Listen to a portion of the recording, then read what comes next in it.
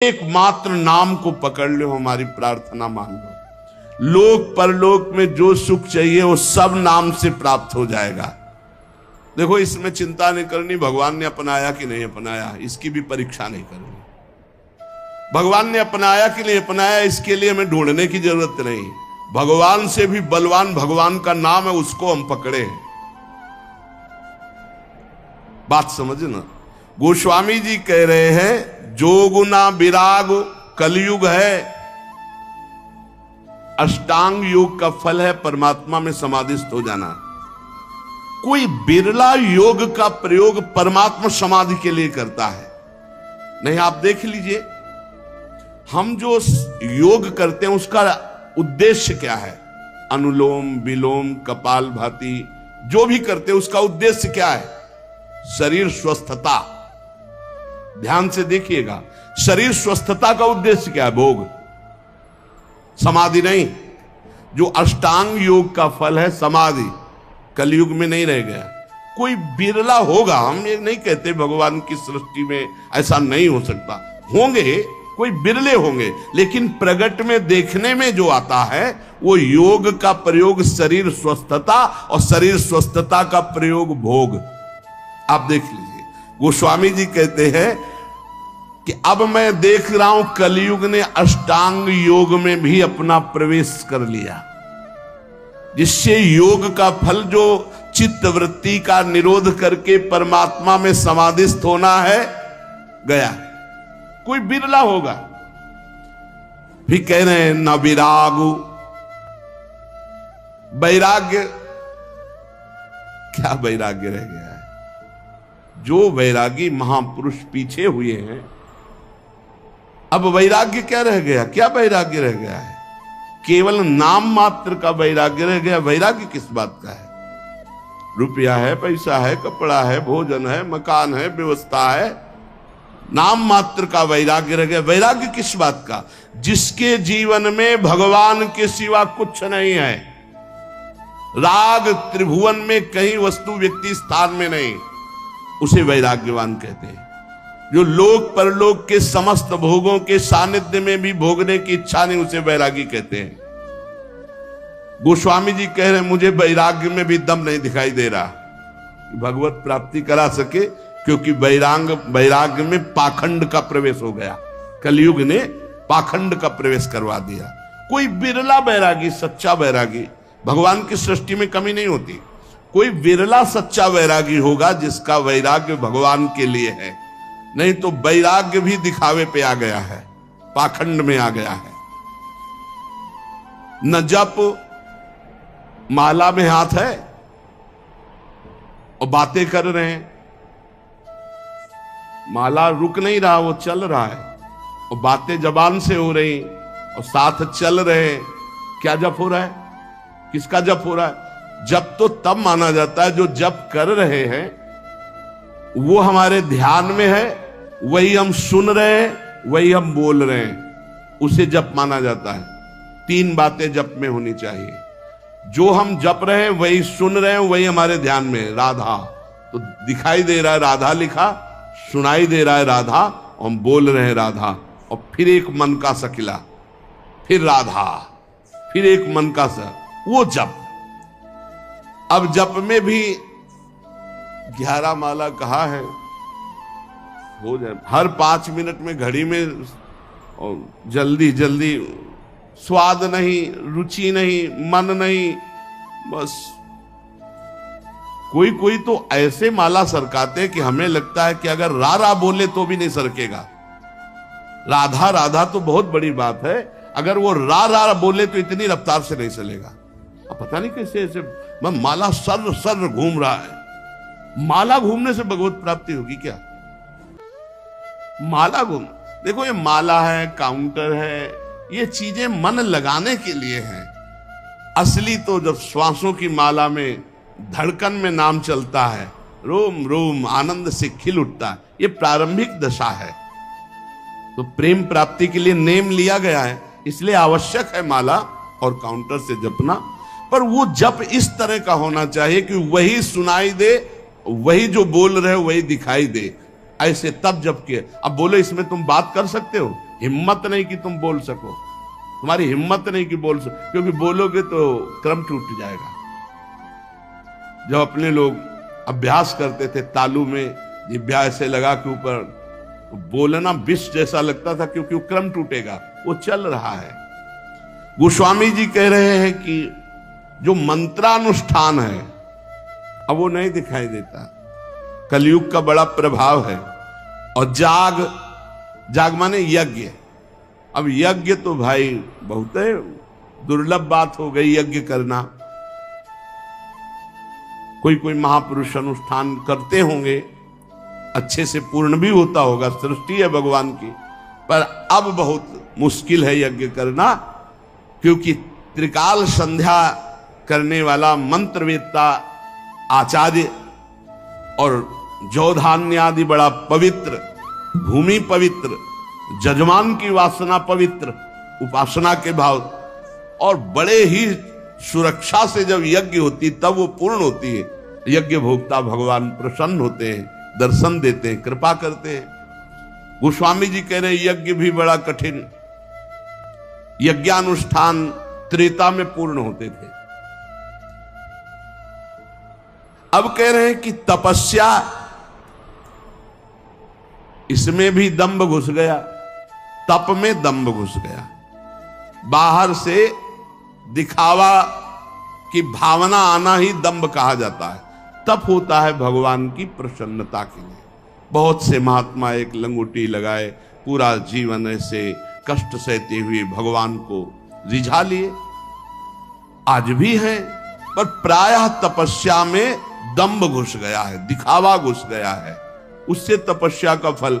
और भगवान तपस्या समर्पित करके दैन्य होने से भले मिल जाए, नहीं तपस्या से भगवान को नहीं खरीदा जा सकता।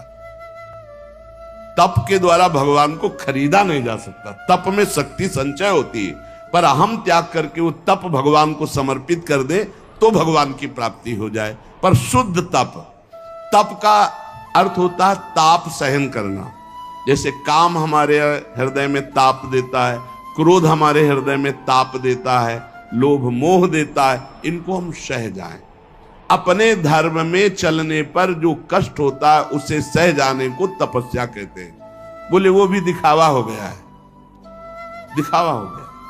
भगवान जानते हैं तो हम दिखावा किसके लिए कर रहे हैं? तो तप में दिखावा, दंभ घुस गया। और बोले जो त्याग है, जोग न विराग जप जाग तप त्यागो, त्याग कहते हैं हमारे हृदय में भगवत प्राप्ति की लालसा हुई है, जानबूझकर सारे भोगों का, सुख सुविधाओं का त्याग करके असुविधा युक्त जीवन, भगवान के लिए सब सुविधाएं हैं, असुविधा युक्त जीवन। त्याग का जब तक अहम होता है तो ना संतों में और ना भगवंत में द्रवण क्रिया नहीं होती, ध्यान रखना। उनका हृदय तभी द्रवित होता है जब त्याग का, अहम का भी त्याग हो जाए। कई बार सत्संग में सुनाया है, पूरे भारत की नदियों का भ्रमण करके फलाहार दुग्ध आदि से जीवन व्यतीत करते थे। उनको जब सुनने को मिला महाप्रभु चैतन्य देव की महिमा की कीर्तन में अमृत बरसता है, तो उन्होंने लगा कि जब मैं जाऊंगा तो मैं त्यागी हूं, समस्त तीर्थों का अवगाहन किए हूं, फलाहार दुग्धाहार रहता हूं, तो महाप्रभु गले से लगा ले। कीर्तन में पहुंचे, जे भी पहुंचे तो महाप्रभु का कीर्तन रुक गया और कहा कौन बहिर्मुख पुरुष आ गया जिससे कीर्तन का रस सूख रहा है? और वही आए हुए थे। बोले हटाओ इनको, हटा लो। अब वो जो दूर जा करके खड़े हुए और रोने लगे कि प्रभु क्या मुझ जैसे अधम का आपके चरणों में कोई स्थान नहीं मिलने का? अगर आप जैसे महापुरुष, अंदर से प्रार्थना करते हैं, आप जैसे महापुरुष मुझ जैसे अधम को स्वीकार नहीं करेंगे, फिर मेरा उद्धार कैसे? महाप्रभु दौड़ पड़े और जाके गले से लगा लिया और कीर्तन में उन्मत्त कर। अहम का त्याग, त्याग की स्मृति का त्याग, दैन्य भाव, तो त्याग का भी महत्व भगवत प्राप्ति नहीं करा सकता। तीरथ न धर्म जानो वेद विधि किमि है। अब तीर्थ, ध्यान देना, आप कलयुग की चाल का ध्यान देना, आप सब हृदय वाले हैं। घर गृहस्थी में उतने पापाचरण की वृत्ति नहीं आएगी जितना तीर्थ में आने की संभावना है। क्यों आने की संभावना है? कलयुग की कुचाल है कि यहां का पाप वज्र की तरह होगा, तुम्हारी दुर्गति होगी। ब्रह्मा जी के 4 ये युग पुत्र हैं, सतयुग, त्रेता, द्वापर, कलयुग। सतयुग से कहा मैंने सृष्टि की रचना में नरक की रचना की है, उसका भी ध्यान रखना, कुछ लोग उधर भी जाना चाहिए। बोले प्रभु हमारे राज्य में कोई नरक जाए असंभव, आपकी इस आज्ञा का पालन नहीं हो पाएगा। सतयुग ने कहा। त्रेता से तो त्रेता ने कहा बड़े भैया का अनुसरण करेंगे। द्वापर से कहा तो द्वापर ने कहा हम आज्ञा पालन करने की सम्यक चेष्टा करेंगे, आपकी आज्ञा का पालन हो कि कुछ लोग जो अधर्माचरण करेंगे वो नरक भेजे जाए। सतयुग में अधर्माचरण, त्रेता में। कलयुग से कहा तो उनका बड़े भैया ने जैसे साफ जवाब दे दिया आपको कि हमारे राज्य में भूल चूक से कोई चला जाए नहीं, नरक नहीं जाएगा। तो वही हम उत्तर देते हैं कि हमारे राज्य में भूल चूक से कोई स्वर्ग या परम पद चला जाने, सबको नरक भेजेंगे सीधे। कलयुग सीधे आओ फुल नरक, चिंता मत करो महाराज, आज्ञा का पालन हम करेंगे। हर जगह तीर्थ याटन में व्यसन, व्यभिचार, छल, कपट, चोरी ये निषेध है, पर लोग तीर्थ याटन में जाकर के ऐसे अपराध ज्यादा कर देते हैं। नशा करना, व्यभिचार करना, चोरी करना, क्रोध करके लड़ाई कर लेना, किसी तीर्थवासी को पीट देना, अपमान कर देना, ऐसे बहुत तरह से। वेद विधि किम है? अब वेद विधान तो वो समझे जो शास्त्र स्वाध्याय करे, जो खूब महापुरुषों का संग करे, वो जान पाता है क्या करना चाहिए क्या नहीं करना चाहिए। तस्मात् शास्त्रम प्रमाणन्ते कार्यो व्यवस्थित हो। अब यहां फुर्सतें नहीं है मोबाइल से, टेलीविजन से, पेपर से, संसार की बातों से, तो कौन पढ़े योग वासिष्ठ, कौन पढ़े भगवत गीता की टीका, कौन पढ़े श्रीमद् भागवत महापुराण, कौन पढ़े वेद के सिद्धांत। तो कैसे पता चलेगा जीव का कर्तव्य क्या है, क्या करना चाहिए क्या नहीं करना चाहिए। ऐसा नहीं वैदिक सिद्धांत को जानने वाले नहीं हैं, पर बिरले कोई। तो भगवत प्राप्ति इसमें भी बड़ी कठिन। गोस्वामी जी कहे तुलसी सो पोच ना भयो है, नहीं हुए है कहूं। अब मैं तुमसे अपनी बात कह रहा हूं कि मेरे जैसा पामर कोई ना हुआ है ना है। पहले तो बताया इन सब से अब भगवत प्राप्ति नहीं होने वाली, ध्यान दे लो। बहुत बढ़िया सिद्धांत, ये सब शास्त्रों का सिद्धांत, हृदय सम्मत सिद्धांत को स्वामी जी कह रहे। जोग ना विराग जप जाग तप त्याग व्रत तीरथ ना धर्म जानो, वेद विधि किम है। अब व्रत की पूछो तो कोई बिरला ही व्रत का नियम। एक बार हमने वर्णन किया था कि दशमी को ये और एक बार, और द्वादशी को एक बार, और एकादशी को तो पूरा या तो निर्जला रहो या एक बार जल फल फूल जो कुछ थोड़ा सा ग्रहण कर लो। अब तो जानते हो कैसे व्रत होते हैं,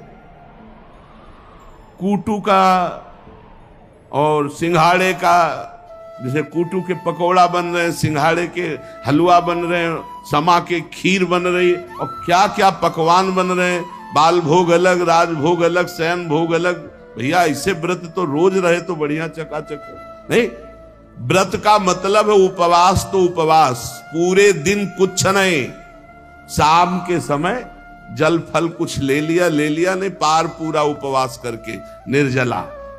एक कोई भी व्रत रहो तो ऐसे थोड़ी है कि पुआ पकौड़ी और सब इधर उधर के जोड़ बटोर करके के वही खाना पे, अरे मर जाओगे क्या एक दिन के लिए।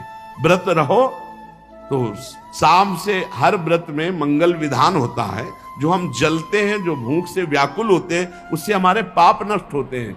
अब ऐसा व्रत नहीं रह गया, डकार आ जाए और ये दिन चाहे ना आवे, व्रत के दिन जरूर डकार आवे। इतना बड़ा तरबूज फल भी तो डकार आ जाए पक्का। व्रत किस बात का, दबा दबा के फल फूल और सब मिष्ठान और सब पा रहे हैं। अब बोले व्रत है तो भाई ऐसे व्रतों से भगवत प्राप्ति नहीं होती। व्रत रहा गया है, शास्त्रों में वर्णन है, आप देखो पयो व्रत का वर्णन है, चंद्रायण व्रत का, कृच्छ व्रत का, बड़े बड़े व्रत का। अब कौन सा व्रत रह गया है? अब रसेंद्री का व्रत रह गया है। एक पत्ता मुख में रख लेती हैं माता जी, अपर्णा नाम पड़ गया, तब भगवान शिवपति रूप में प्राप्त, तब भगवान की प्राप्ति। व्रत तो तुलसीदास जी कह रहे हम तुम्हें बता दें, हम सब तरह से पामर हैं। ए देखो महापुरुषों का हृदय, तुलसी सो पोचना भयो है, नहीं हुए है कहूं, मेरे जैसा पामर न कोई है और न कोई होगा। सोचे सबया के अग कैसे प्रभु क्षमी है, मेरे तो न डरू, मुझे कोई डर नहीं है भाई। क्यों? तुमने क्या पा लिया कि तुम्हें डर नहीं?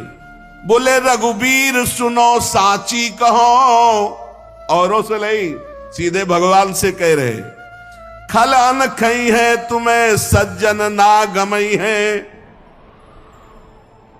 दुष्ट लोग इस बात से प्रसन्न होंगे, अब देखते हैं इसकी कौन सी दशा होगी। पर सज्जन लोग इस बात से दुखी होंगे कि तुलसी राम का है, इसका अहित कैसे हो सकता है।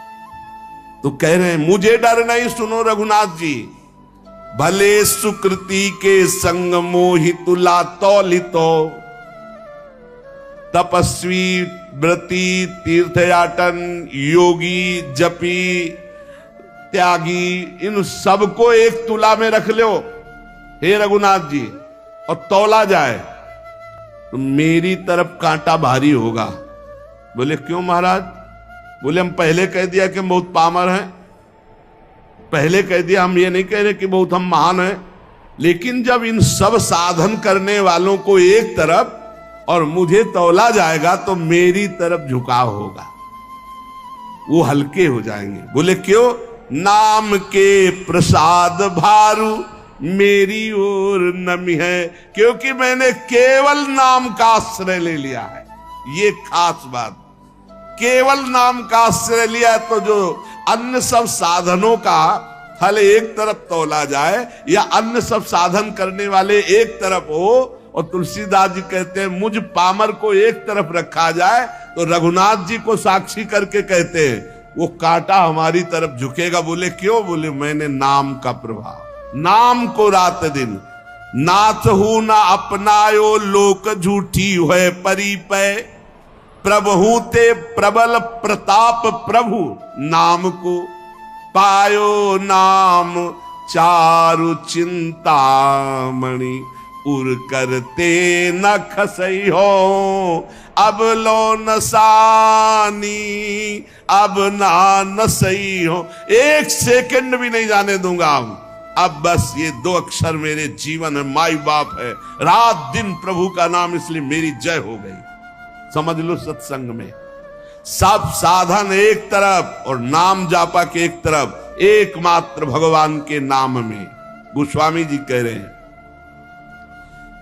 जागिए न सोइए बिगोइए जन्म जाए, दुख रोग रोइए कलेश को काम को, राजा रंक रागी और विरागी भूरी भागिए, अभागी जीव जरत प्रभाव कलि बाम को, तुलसी कबंध कैसो धाई वो विचारु अंध, धंध देखियत जग सोच परिणाम को, सोई बो जो राम के स्नेह की समाधि सुख, और जागबे जो जीह जपे नी के राम नाम को। इस कलयुग ने सबकी बुद्धि को भ्रष्ट कर दिया। हरिवंश महाप्रभु कहते पाए जान जगत में सब जन, कपटी कुटिल कलयुगी टंचु, सबकी बुद्धि में कलयुग अपना प्रभाव दिखाए। गोस्वामी जी कह रहे हैं इस संसार में ना तो कोई जाग रहा है और ना सो रहा है, अब प्रपंच में फंसे। बोले नहीं जागते भी हैं, सोते हैं। तो गोस्वामी जी कह रहे हैं हम जागना किसे कह रहे हैं और सोना किसे कह रहे हैं? बोले जागिबो जो जीह जपे नीके राम नाम को, और सोईबो जो राम के स्नेह की समाधि सुख। सोना किसे कहते हैं? भगवान के चिंतन में डूबा हुआ आनंद मगन कब निद्रा में चला गया फिर जगह भगवान के चिंतन, इसे सोना कहते हैं। बोले संसार के जीव न सोना जानते हो न जागना। और जागना किसे? जब चेतना में है तो हर समय जबान से नाम जप कर रहे। गोस्वामी जी कह रहे ये कलयुग है, जीवन का जीवन पूरा व्यर्थ नष्ट कर रहा है कलयुग। मनुष्य के दुख शोक रोग रो रहे हैं, जिंदगी बर्बाद हो रही, काम क्रोध क्लेश सब के हृदय में बाढ़ आ रही है। राजा रंक रागी विरागी भागी अभागी सबको कलयुग ने अपने में ग्रसित कर लिया है। कुटिल कलयुग का ऐसा प्रभाव है कि सबको अंधा कर दिया है। वह धंधा रसेंद्री जनेंद्री का, ईमानदारी से देख लो। खूब बढ़िया खाने को मिले भोगने को मिले, अंधा कर दिया। ना ये चैन से सो पा रहे हैं ना जाग पा रहे हैं। चैन से सोना है भगवान का चिंतन करते हुए, भगवान के चिंतन में सोना, और जागना है रात दिन नाम चल रहा है, यही जगना है। गोस्वामी जी कह रहे हमारे ऊपर कलयुग होश में नजर मत डाल देना। सुनिए कराल कलिकाल भूमि पाल तुम जाय घालो चाहिए कायदो राखे ताय को। ए महिपाल हो तुम, कलयुग तुम्हारा राज इस समय फैला हुआ है, तुम राजा हो मानते हैं, तुम सबको नष्ट कर रहे हो ये भी जानते हैं, सबको बुद्धि भ्रष्ट। सब में कौन बचा है? जो सोता है भगवान का चिंतन करके, जगता है भगवान का चिंतन करके और हर समय नाम जप करता रहता, उसके ऊपर कलयुग का प्रभाव नहीं पड़ेगा। सुनिए कराल कलिकाल भूमि पाल तुम जाय घालो चाहिए कायदो राखे ताय को। जिसको तुम नष्ट करना चाहो उसे कोई बचा नहीं सकता भगवान के सिवा। अरे बुद्धि बदल दी महाराज परीक्षित की, जो गर्भई में भगवान का दर्शन किए थे, मरा हुआ सांप ऋषि के गले में ऐसे विनोद में डाल दिए। वो विनोद है, वो समाधिस्थ महात्मा है, इतने बड़े पूज्य महात्मा, उनके गले में एक मरा हुआ सांप डाल दिया। बुद्धि खराब कर देता कलयुग। गोस्वामी जी कह रहे देखो मैं कोई अहंकार से नहीं कह रहा, ए कलयुग हाँ तो दीन दूबरो बिगारो ढारो रावरो ना मैं हूं ते हूं ताहि को सकल जग जाहि को। वैसे बहुत दीन हूं बहुत दूबरा हूं, पर ऐसा मत समझ लेना मैं बहुत बड़े का हूं। ए कलिकाल साची कहो कलिकाल कराल में ढारो बिगारो तिहारो कहा है। काम को कोह को लोभ को मोह को महिषोवान प्रपंच रहा है। हो जगुनायक लायक आज पे मेरी ओ टेव कुटेव महा है। जानकी नाथ बिना तुलसी जग दूसरों सु करी हो ना हा है। तू अपना इतना प्रभाव बढ़ा लिया, सारे जगत को काम क्रोध लोभ कपट मोह हिंसा दंभ पाखंड मदिरा पान मांस खाना व्यभिचार करना फैला दिया तूने। पर मैं हाहा तेरे से नहीं खा सकता। मैं रघुनाथ जी का हूं, देख तू मेरा कुछ नहीं बिगाड़ सकता। क्यों? भागीरथी जलपान करो और नाम द्वय राम के लेत नितय हो। मोको न लेनो न देनो कछु कल भूल न रावरी और चितय हो। रोज भगवान का गंगा जल पान करता हूं चरणामृत, और जितना बना 2-4 नाम जप कर लेता हूं। कलयुग होश में हमारी तरफ देख मत लेना तुम। जान के जोरी करो परिणाम तुम्हें पछतई है पै मैं न भितई हूं। तुम्हें बता दे कि अगर हमारी तरफ देखा कुछ उपाय किया हमारे नष्ट करने का, तो मेरा तो कुछ बिगड़ेगा नहीं, मैं डरूंगा नहीं, लेकिन हो सकता है तुम्हारा बिगड़ जाए। बोले कैसे? बोले ब्राह्मण जो उगल्यो उर्गारी हो त्यों ही तिहारे हिये ना हितई हो। महामहिम गरुड़ जी ने जब एक भोजन आहार एक जगह लिया तो उसमें एक ब्राह्मण भी आ गया, ब्रह्म ऋषि। तो आंख पैदा हो गई गरुड़ जी के तालू पे, तत्काल उगल दिया। बोले समझ लो जो भगवान का भजन करते तो गरुड़ जी नहीं लील पाए तो एक कलयुग तू क्या बिगाड़ लेगा। भगवान का चरणामृत पान करता हूं, दो चार जो बना वो राम राम जप लेता हूं क्योंकि मैं रघुनाथ जी का हूं। ये ठसक रोज भगवान का चरणामृत पान जो करता है और जो नाम जप करता है कुछ नहीं बिगड़ेगा। जीते विनायक शुभ अशुभ विघ्न, सेवक जी महाराज, जीते विनायक शुभ अशुभ विघ्न करे नहीं कोई, विघ्न करे नहीं कोई, डरे कलिकाल कष्ट भय, हरे सकल संताप हरस हरिनाम जपत जय। जो भगवान नाम जप कर रहा है उसकी सदा जय होती है। नाम जप करो, रोज भगवान का चरणामृत पियो। प्रिया प्रीतम का चरणा, ये गंगा जल क्या है? गांगम वारि मनोहारि मुरारि चरणच्युतम त्रिपुरार शिरश्चारि पापापहारि पुनातुमाम। कई बार सत्संग में कहा चरणामृत का नियम ले लो, बिना चरणामृत के भोजन मत करो। पहले चरणामृत जाएगा प्रभु का तब भोजन पाएंगे, ऐसा नियम लिए हो। सुबह होते ही पहला बात होनी चाहिए चरणामृत अपनी जिह्वा पे जाए। भागीरथी जल पान करो और नाम द्वय राम के लेत नितय हो। देखो बोले जो बना हमसे दो चार बार नाम ले लेता हूं, भगवान का चरणामृत पीता हूं, गंगा जल पीता हूं। ए कलिकाल हमारी तरफ देख मत लेना, वो नहीं देखेगा कलिकाल। नाम जब चल रहा है बुद्धि भ्रष्ट नहीं होगी, नहीं भ्रष्ट कर देगा। कलिकाल ने बुद्धि को भ्रष्ट कर दिया। बिना धर्म के, बिना भगवत भजन के पशु की तरह जीवन व्यतीत हो रहा है। ना मुख में तेज है, ना हृदय में दया है, वही असत आचरण फैलते चले जा रहे हैं। सबसे प्रार्थना है अगर इस कलिकाल में परम सिद्धि प्राप्त होती है तो केवल नाम जब से प्राप्त होती है, मान लेना। ये शास्त्र सम्मत बात कहते हैं। कृतयुगे ध्यायते विष्णुम तेतायाम यजते मखई द्वापरै परिचर्यायाम कलौ तद्धरि कीर्तनात्। कलयुग केवल नाम आधारा, सुमिर सुमिर नर उतरे पारा।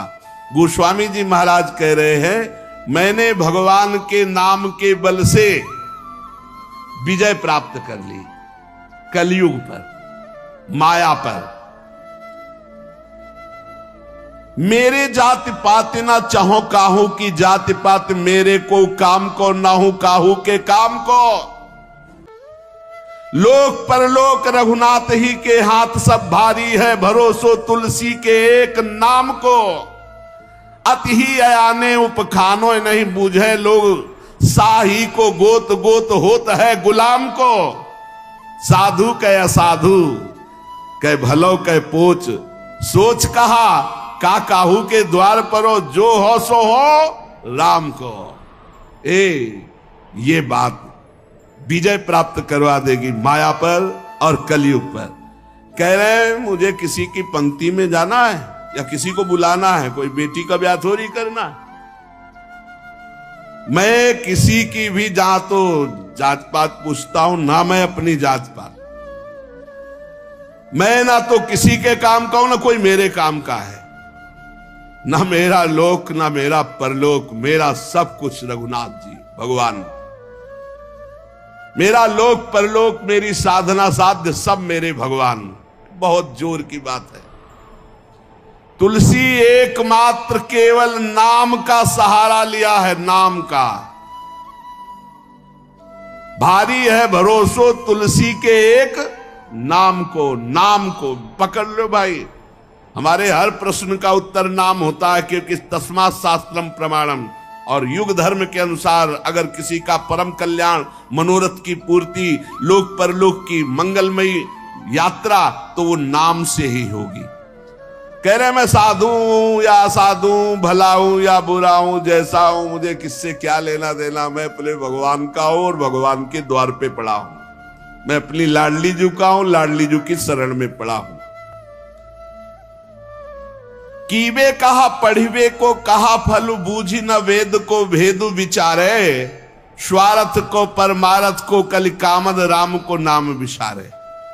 खूब वेद पढ़े हो, शास्त्र पुराण पढ़े हो, लेकिन नाम जप नहीं कर रहे हो तो कुछ नहीं होने वाला, ध्यान रखना। ये कई शास्त्रों में पढ़ा है, गोस्वामी जी भी कह रहे हो, ये खास हृदय की भी बात है। वाद विवाद विषादु बढ़ाई के छाती पर आयो अपनी जा रहे। बोले मान लो मेरी बात, अगर तर्क विवाद करोगे तो अपनी भी छाती जलाओगे, दूसरे की जलाओगे। चारिहु को, छहो को, नवों को और 10-8 को पाठ कुकाठ जो फारे। यदि नाम जप नहीं चल रहा, 10-8 को 18 पुराण और 9 को कह रहे कि 9 व्याकरण हैं, व्याकरण के 9 हैं। इंद्र, चंद्र, काश, कृष्ण, शाकटायन, आपिशाली, पाणिनि, अमर, जैनेन्द्र और सरस्वती, ये 9 व्याकरण। और फिर कह रहे 6 को 6 शास्त्र और फिर कह रहे चारियों को, चारों वेद को। 4 वेद, 6 शास्त्र, 9 व्याकरण, 18 पुराण, ये सब कंठस्थ हो और नाम जप नहीं है तो गोस्वामी तुलसीदास जी कह रहे भगवत प्राप्ति नहीं होगी। आप पक्का समझ लीजिए। इसीलिए ये बचपन से सब शास्त्रों का जहां तक बना गुरु कृपा से स्वाध्याय और मार्गों का चलना सब छानबीन के, तब हम तुमसे कहते हैं राधा राधा राधा बोलो, कोई अंधविश्वास से नहीं कहते। गोस्वामी जी कह रहे वाद विवाद विषादु बढ़ाई के छाती पर आई और अपनी जा रो। तर्क वितर्क वाद विवाद करके अपना हृदय जलाओ, दूसरे का हृदय जलाओ, तुम्हें जैसा मनावे। मेरी बात सुन लो, चारियों को, 6 को, 9 को, 10-8 को पाठ कुकाठ जो फारे।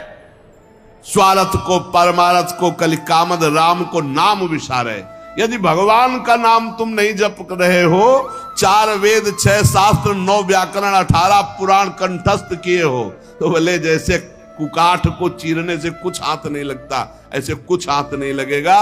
इसलिए सबसे प्रार्थना है, और जो साधन बने तो करो, लेकिन नाम को मत छोड़ो। अगर नाम साधन में अपने ले आए, राधा राधा राधा, कृष्ण कृष्ण, हरि राम कृष्ण जो जप रहे हो, पक्का भगवत प्राप्ति हो जाएगी, चाहे जो हो, चाहे जैसे हो।